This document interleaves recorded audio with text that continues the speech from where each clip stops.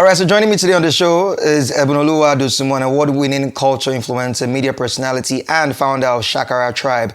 Known for using fashion and storytelling to celebrate African identity, she has hosted major television shows across Nigeria, Tanzania, and the United Kingdom, and was named TV Personality of the Year at the Eloy Awards in 2020. She's here to talk about culture, creative entrepreneurship, and her latest project, a first-of-its-kind Christmas tree made entirely with Nigerian fabric, set to be unveiled at the J. Randall Center for Culture and History in Lagos. Welcome to the show. Hi. How's it going? I can see the whole... trying to rep the culture. You're repping the culture too, right? Yeah, Yes, you are. a little bit, but you have it on check. All right, so I mean, 30 feet Christmas tree, all made from, Nigerian fabrics. Crowdsourced. First, let's start. What inspired you to actually do this? And I mean, what's the story behind making it, should I say, a Christmas tree in the first place? Yeah, just tell us a little bit of how you came about it. Okay, I would say that it was born from two major things. One is my passion for storytelling. Okay. I'm very passionate about telling the Nigerian story to the world. And our fabrics is one of the ways that we can express, who we are. It represents who we are, right? Our fashion is exportable. The other one is love, right? Love forms the basis of everything that I do. I come from a family that's, is layered with love. No, that's layered with love. I remember so many things about, growing up, the Christmas experiences that I had. And right now, I don't really get to experience that because my siblings are in different parts of the world. Yeah. So we were having like our, monthly prayers, and after that we just started talking about our experiences growing up, sharing memories, and I'm like, you know what, I think I'm going to do something this Christmas, a Shakara Christmas. And yeah, that's how we got here. All right, so now the textiles in question are shoke, adire, ankara, George, lace. Like, I mean, to you, what do these, should I say, textiles represent, in Nigeria, but to you as a creative? What do they represent? Yeah, what do they represent? Okay, what so stories do they tell for you? I would speak from the perspective of the tree, right? Okay. So with the tree, we're trying to represent three things. One, to promote unity. Okay. The second is sustainability. And the last is community. Now, like I said earlier, the fabrics are crowdsourced, which means that people actually donated these fabrics. So we put out a call saying, you know what, donate your fabrics, and these fabrics actually represent your tribes. So they represent stories, about different tribes. And when we put those fabrics together to form this tree, it just means that fashion unites us. It represents how fashion unites us. And that's the unity aspect. The sustainability aspect is we're turning trash into treasure, something that, people no longer have need for. So we're saying, bring your mommy's old wrapper, your daddy's shada.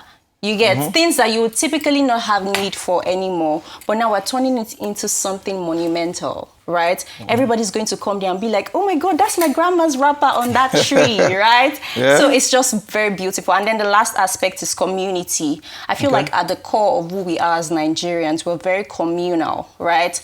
And for the longest time, I feel like we're starting to lose that culture. I'm sure if I ask you how you spent Christmas last year, now you're probably working or, I was at work. Exactly, right? I'm sure if I ask you, do you know your neighbors' names? You'd be like, not really. But I remember growing up, they used to come and pick me from my neighbor's house, right? You were old that time. I was very young. But now we don't do that anymore. How many people go to their neighbors' houses right now? Like, I don't even know my neighbors' names. It was recently I started to say, I don't really know my neighbors, and I made an intentional move to start, getting to know them. So a lot of us are starting to live in isolation, and I feel like we need to correct that because that is not who we are as Nigerians. Don't you think the economy sort of adds a little factor? I mean, I remember growing up then, Christmas rice, chicken, I mean, neighbors could come and share it, just spreading love. But these days, the rice is not enough to go around. I feel like... Bag of rice don't cost. Exactly. But I feel like no matter how little, there's always something to share. Yeah. And that's what we want to do with a Shakara Christmas. We're sharing love, we're sharing joy. You would be shocked that as little as you smiling at someone can just make their day. I remember I used to work in a place, and there was this security man. The day I did not go to work, he called me, was like, nobody smiled at me today. you can change another person's life with just a smile. You don't know what you're doing. I've been smiling at my colleagues. They don't appreciate it. They don't appreciate it. And because we do not have a lot of family-friendly events in Lagos, everybody's doing like Dirty December. Nobody's thinking about the grandpas who also want to have fun this Christmas. The retired moms who want to spend time this Christmas. The kids. Okay. They're not left out. So this is like a family-focused, culture-centric event. Okay, now, I mean, you talk about different cultures, of course, different fabrics. I'm tempted to ask, how many cultures are represented on this Christmas tree? Like, how many cultures, from the fabrics you've already put up, how many are represented? So, currently, we have... You know what?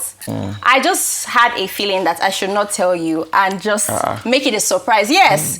Okay, but a minimum of how many cultures are? Don't tell me the exact figure, like a minimum.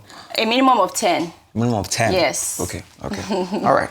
Yes. Okay, so now tell us one more time where it's happening, what time should people get there, the dates and all that. So on the 24th of December, we're going to be having a Shakara Christmas at J. Randall Center, Onikon. J. Randall Center is a center for culture and history, and it houses a museum. So that tree is going to be there. Like, everyone can go there even after now to check out the tree. You can take pictures, tell your friends, tell your family members. On the 24th of December, we're having a Shakara Christmas. And guess what? There are other things happening as well. We're going to be having like an interactive stage play. Loud Band Choir is coming to perform. IB Quake, spoken word. Yeah. Like, it's going to be rich and everyone is going to enjoy themselves. So yeah. All right, thank you so much. I hope so, but I'm working that day. But maybe I'll try and squeeze out 30 minutes to pass by here. But I mean, when you guys are home enjoying Christmas, we are here trying to keep you entertained. You understand? Yeah. So, but I'll try. Thank you so much for coming to the show. Thank you so much, Ikena. Yes, it was a really pleasure. lovely speaking to you. All right.